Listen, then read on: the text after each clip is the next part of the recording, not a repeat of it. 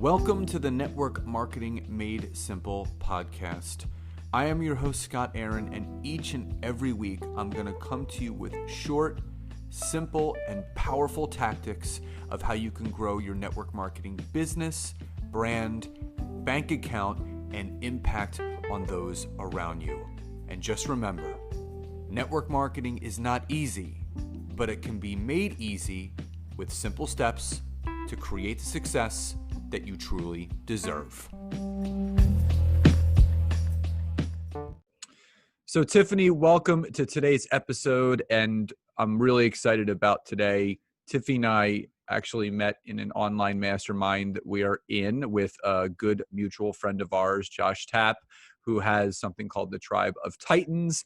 And when Tiffany and I first connected, we definitely saw eye to eye on so many things, and I just felt it was most appropriate to have her here on the podcast. So number one, Tiffany, welcome. And number two, for my audience that is not familiar with you or what you do, please tell them a little bit about yourself. But most importantly, what my audience always loves knowing, because this is the point of the podcast, is what was the moment where your entrepreneurial spark was lit that has led you down the path that you currently are on?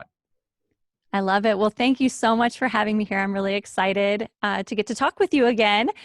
My name is Tiffany Youngren. I run a company called OMH Agency, and we help influencers go from, not as known as they want to being very well known. We've got a podcast called Next Up Nation that is for experienced podcasters, serious podcasters. And what got me to where I am today? Gosh, well, when I was, 19 years old, I was an insurance agent, and my dad was a postmaster. My mom was everybody was just really normal. We all had jobs, but I've had a really strong work ethic. I married my husband, whose family was made up of real estate agents. So he was the third generation realtor, and I had a decision to make. Either I was going to leave my job and go learn this new language of which all these entrepreneurial people spoke, or I wasn't going to have a good time visiting with any of my family. And that was unacceptable. So that's really when it all started. And I feel like I was born for this. As soon as I left my job and moved on, it was natural. It was a lot more natural than the type of life that a 9-to-5 had given me, especially in an industry like insurance, where you're always looking for what's going to go wrong. And in entrepreneurialism, you're always looking for what's the opportunity. And so I think that was a much better fit. We were in real estate for years, and we got really successful. And so we started to branch out. We had a laundromat, alpaca farm that we showed alpacas around the country. If there's something we were interested in that we wanted to learn more about, we would do it. We would just jump in. There were, network marketing opportunities that I feel like gave us the best sales training, the best communication training, and relationship building as it related to business. So we've just been really blessed with a lot of opportunities. But the biggest thing I think that's helped us is that we've said yes to them. So there are a lot of things I think that you're presented with as somebody who's looked at as a mover and shaker, someone who's willing to take action on things that they hear. You get pitched a lot, and sometimes you can become jaded, but we didn't. We really looked at every opportunity as something to consider, and we took action on a lot. 2008, we were heavily invested in real estate, and so we had an opportunity to leave that industry, or we just wanted to. We were really tired and beat up. And so we started a couple coffee shops. So from there was one thread all along the way that I loved, that really got my juices flowing. And that was the marketing, taking something and getting it known. And that is why I started my agency. That's why I started a marketing agency. I felt a lot of business owners could use some help. They're entrepreneurial, but they are like, what do I do now? I've got something great. Everybody should know about it. And unfortunately, they don't just do that by osmosis. So I love really digging into what business owners, what their vision is, what their passion is, who is it that they want to get out to, and connecting with them with that. And when I started doing podcasting and saw the power of it and how I could take somebody who doesn't even like to be recorded and ask them a few questions and they open up. The magic of that just is so exciting. And I couldn't be happier than to have landed on that and being able to empower marketers and business owners, just in different industries, be able to have their voice heard in a way that they're just themselves and have that resonate with their ideal audience and have them jump on board. So yeah, that's how I got here. Well, it's interesting because, we both have network marketing backgrounds, and I had a sales background coming into it, but I learned how to be a master marketer, Hmm. how to promote, how to build relationships, rapport, trust, be known for something. And where I feel nowadays, a lot of my listeners, they're entrepreneurs, they're network marketers. They are listening to the gospel that the network marketing company is giving them in the beginning. Hmm. Share some before and afters, share some product pictures, show some rank advancements, but they're not really marketing themselves. They're marketing the company. They're Mm-hmm. marketing the products. So for that network marketer that's listening to this, that really wants to learn how to better market themselves and market their opportunity, but more importantly, start building their brand around what they're marketing, where should they begin? Well, really, marketing has always been the same, right? So we hear how marketing changes every 5 minutes, which the tools do. The vehicles change constantly. The communication style changes constantly. But the fact of the matter is, at the core, we need to hear what the problem is of the people that we're talking to. And we need to understand, first of all, is what we have to offer what is going to solve that problem for them? If it is, illustrating, number one, that it has solved that problem for people in the past, but number two, how it can solve it for the person right before your very eyes. And I think that a lot of times when we get sales training, it flips that upside down. So we're leading with the solution instead of leading with the questions and how does this apply to this person exactly? Personally, I think everybody can podcast. I feel like that could be the solution to everybody's problem.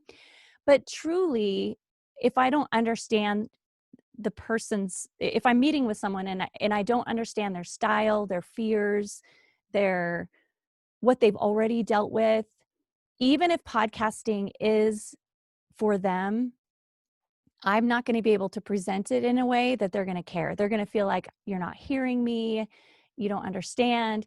Whereas if I listen first, I can say, okay, so I hear that you're having this problem and these are the struggles that you've had getting from here to there.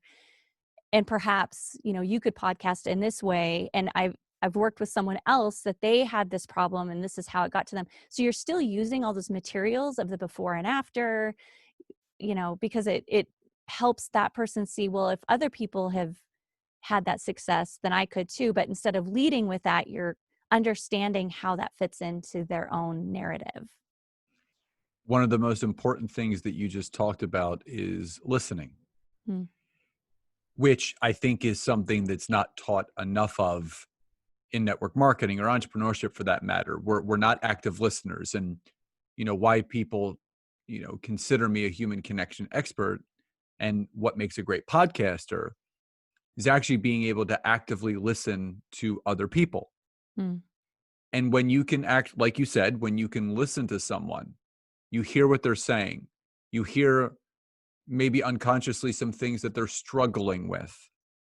Now they're giving you the ammunition that you need to start building the benefits and the solutions that you now have that you can provide to fill the void that that person may be having in their life, whether it's weight loss, whether it's energy, whether it's some sort of holistic health option, whether it's money, time, sleep. People always reveal unconsciously what they're not happy with. It's just you're thinking about more about what you want to say next Mm. instead of taking the extra time to actually listen to what that person is saying to you. So from what you know now in loving marketing the way that you do, how important is it to be an active listener when looking to build any business? Well, I think it makes me think of one thing that is overlooked quite often, and that is putting marketing and sales in two different buckets when really they're in the same bucket. And I would say that if you're not listening, your marketing is going to fall flat because you're not addressing what the actual problem is. One of the ways that I tell my clients to do this is, look up what are the questions that you get asked all the time. Answer those verbatim in your sales copy because that person is not the only one dealing with those problems. So sales and marketing go hand in hand because so much of the really great social media posts, blog posts, any topic that you bring up in marketing really comes from the sales side and listening and hearing like what are the problems that they're facing. Otherwise, we could really get in the trap. And I do feel like when we were involved with the network marketing and what you're talking about, where you're getting all these materials and trained on the features, and we get excited about that. Like we get excited about this product or this service that has all these amazing bells and whistles, but people are bells and whistled out. They just want to know that you care enough, first of all, that they can trust you to even hear what you have to offer. And number two, that you have a solution because you've heard what they said, that they they don't care about the features. They're just, how is that going to solve my problem? And what is my life going to look like after? So I think listening builds the content for marketing, but it also helps you make the sale. Does that answer your question? It does. And Okay. but that's the big thing is that, in network marketing, when you step into it, you're taught the basics. Hmm. And it's a lot of first timers that are coming into it. Some people have never done network marketing. They've never marketed themselves. They've never known how to become an authoritative figure within a space. And it's all things that need to be learned over time. And I was just talking to a friend of mine before this, and we both agreed that too many entrepreneurs, no matter what model of entrepreneurship they're in, they treat that business like a lottery ticket. Like, I'm gonna make millions and it's gonna take no time. When in reality, no matter what business or brand that you're building, whether it's your own or you partner with a network marketing company, you have to treat it like a 401k. Hmm. You have to treat it like the investment that it is. And you have to leverage that money to create that compounded interest over time. You hear all the time, people see the glory, but they don't know the story. Mm. Everyone sees what all these people are achieving in their life, this, that, or the other, but you don't know how many years, how many hours, how much money, investment wise, it's taken to get to where they are. Hmm. People look at the bright lights and they're blinded by the reality of what some people did, because in all honesty, I don't think people that have made it, quote unquote, because I don't think you ever truly make it. You should always be reaching for the stars.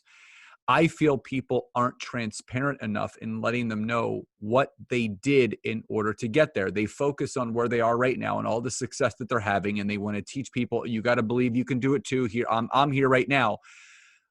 But what people should be doing is telling them what it took for them to get there. When Mm. you were at those low moments, when you thought you were going to quit, when you wanted to give up, when things weren't working, what did you do? And don't just say, well, I kept moving forward. I whatever it was. Don't get serious. What did you do? When I was stuck, I Uh-huh. hired a business coach, not once, but twice. Yeah. And it was a $3,000 investment, and it Right. was the best $6,000 that I could have ever spent, Yeah. because I didn't want to take a shortcut. I wanted to shorten the learning curve, and that's the Mhm. other thing. I don't know why. I was talking about this with my friend earlier. I don't know why. No, in any entrepreneurial bit, like let's leave network marketing out of it for a second. We have entrepreneurial businesses. We have a lot of friends that do, and we know every single one of them is investing back into it. Hmm. They're hiring coaches.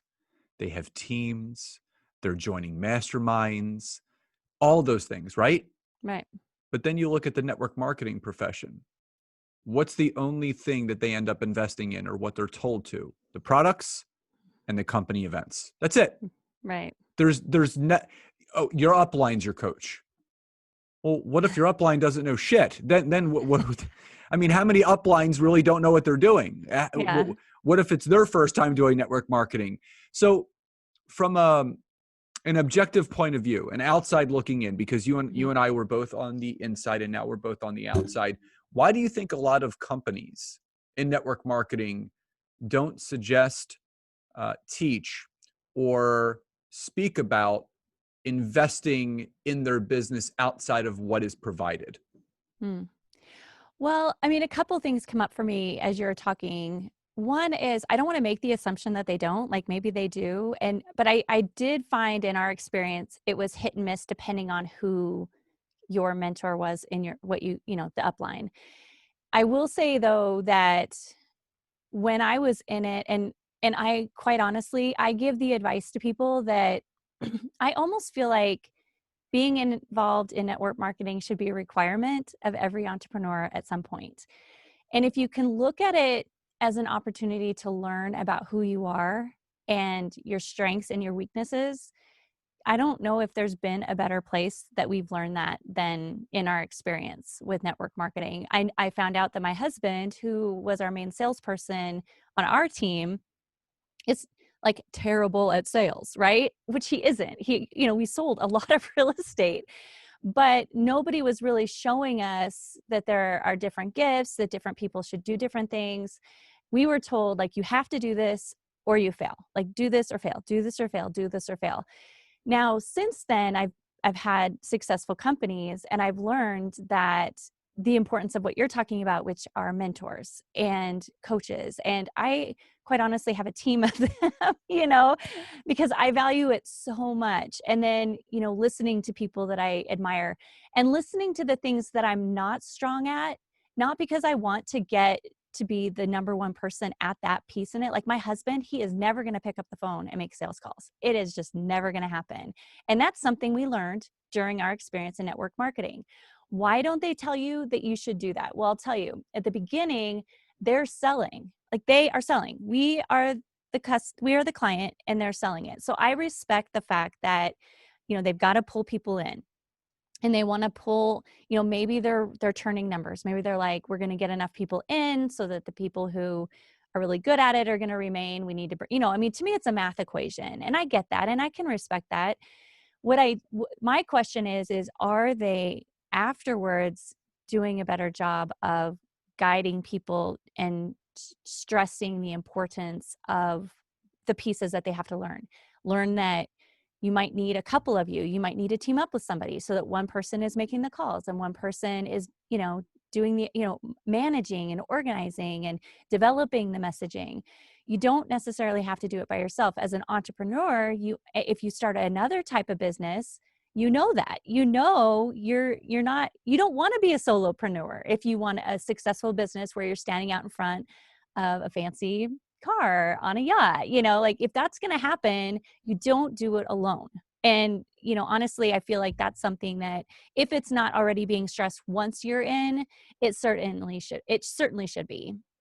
I completely agree. And I always say an army of two is twice as strong as an army of one. And Mm-hmm. a lot of people try to go it alone. But, there's a lot of kinks and a lot of hoses, no matter what the industry or the profession. But I think when people realize no matter what business that you're building, you got to treat it like one. Mm-hmm. And any business requires investing back into it. And other businesses, they don't have an upline. Like I didn't start my marketing company and go, oh, I have an upline, so at least you have somebody ahead of you who has accomplished it. And if nothing else, that's an advantage. And that's why I think it's such a valuable way to understand starting your own business. But regardless, if you blame everyone else, I'm just gonna be real here. Like if you blame everyone else that you're not killing it in network marketing, you're going to blame everyone else forever. Like, you're the only constant. And if you go out and start a business outside of that uh, format, it's this, the problems are only enhanced because you don't have the support. Like, you don't have sales training at your fingertips. You don't have someone to call and say, hey, I need a mentor. How should I do that? If you ask that question, they're going to answer it for you, even if they don't give it to you on a silver platter. Because I promise nobody gave it to me on a silver platter when I went out and started my own business. So anyway. Yeah, no, I mean, the way that you do one thing is the way that you do everything. And Mm-hmm. people are so quick to blame others for the lack of their own success, when any upline, any coach, any mentor, they will guide you. You have to do the work. Yeah. And I love when people ask me, like, when they work with me, you know, what's my guaranteed ROI?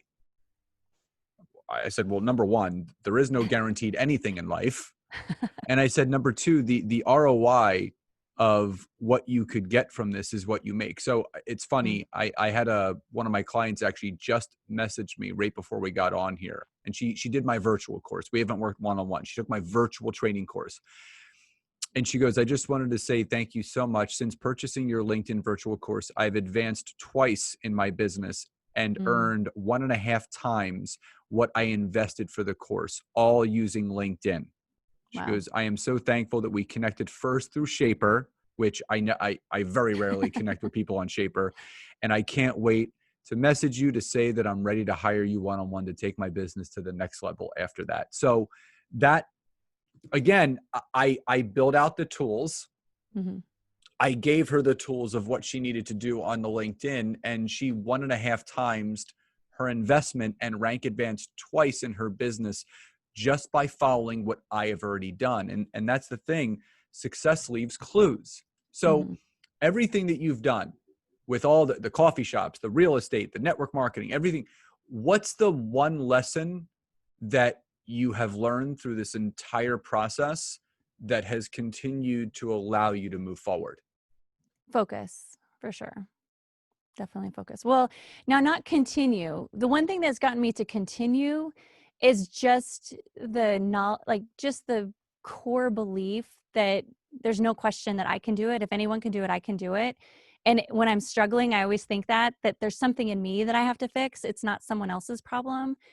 But the thing that I feel was holding me back from success in the past was focus. And it still creeps in and tries to trip me up, but my coaches recognize it and they'll say, no, like, no, is that where they don't even usually say no. They have some kind of way they have code. I don't know what they do. They put their magical spell on me and make me go, oh, I'm doing that thing again where I feel like I'm focused, but I'm really chasing squirrels.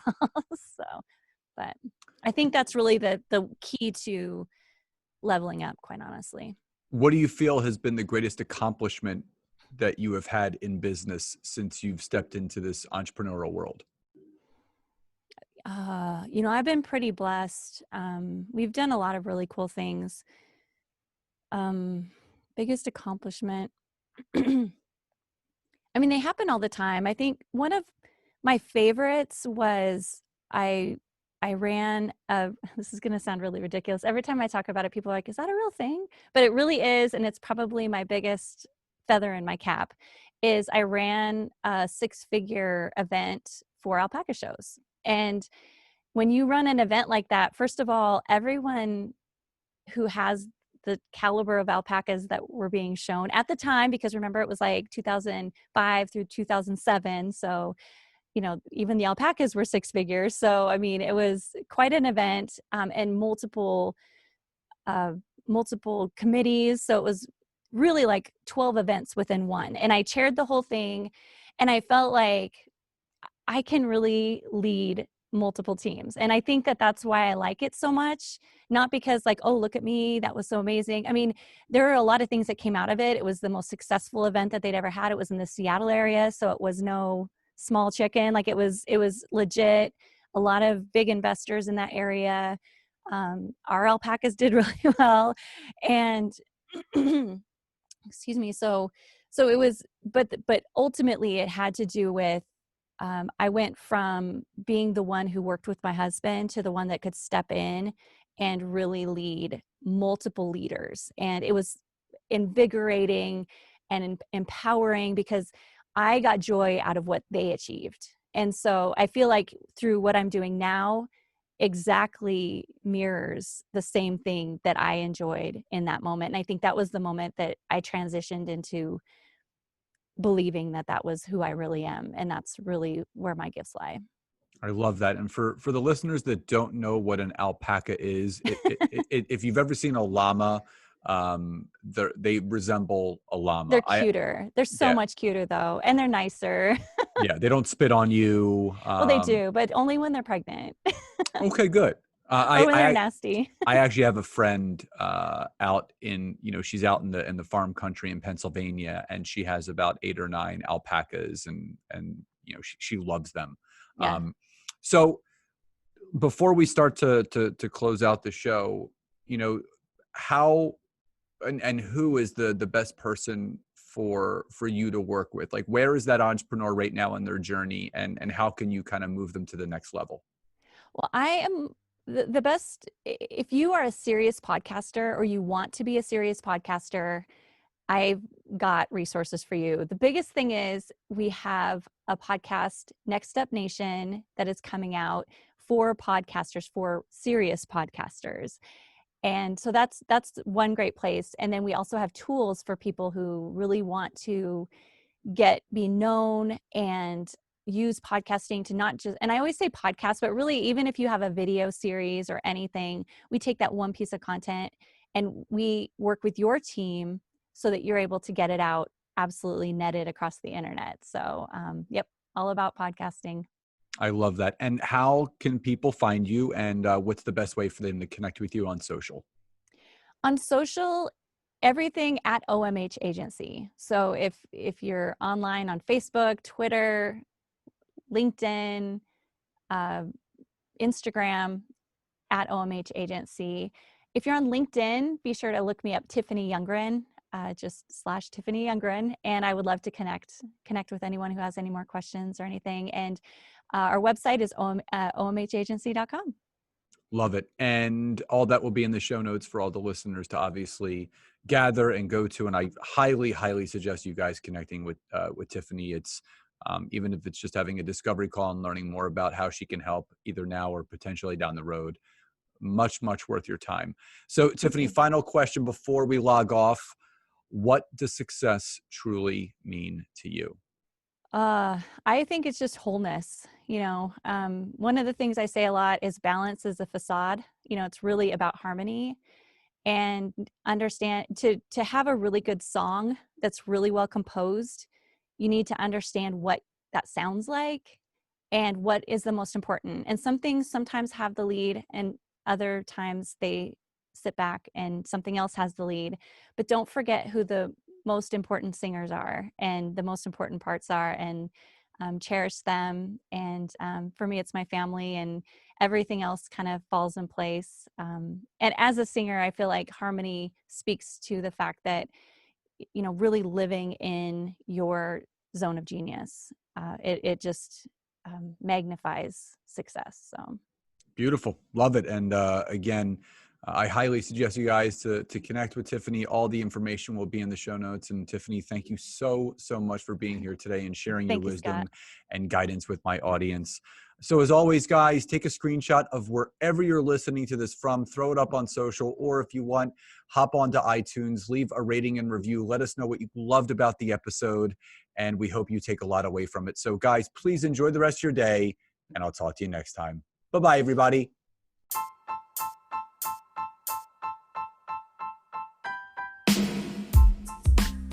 Thank you again so much for checking out this week's episode. And if you can, head over to iTunes, search for Network Marketing Made Simple, leave me a 5-star rating, basic review. I would be grateful for all of the support you guys can give me. And again, if you'd be interested in learning more how to utilize LinkedIn to grow your business, your brand, and your bank account, head over to my website, www.scottaaron.net. Fill out the form for your free 15-minute discovery call so I can learn more about you, your business, and how we can work together. And again, thank you guys so much. Grateful for you all, and I'll see you next time.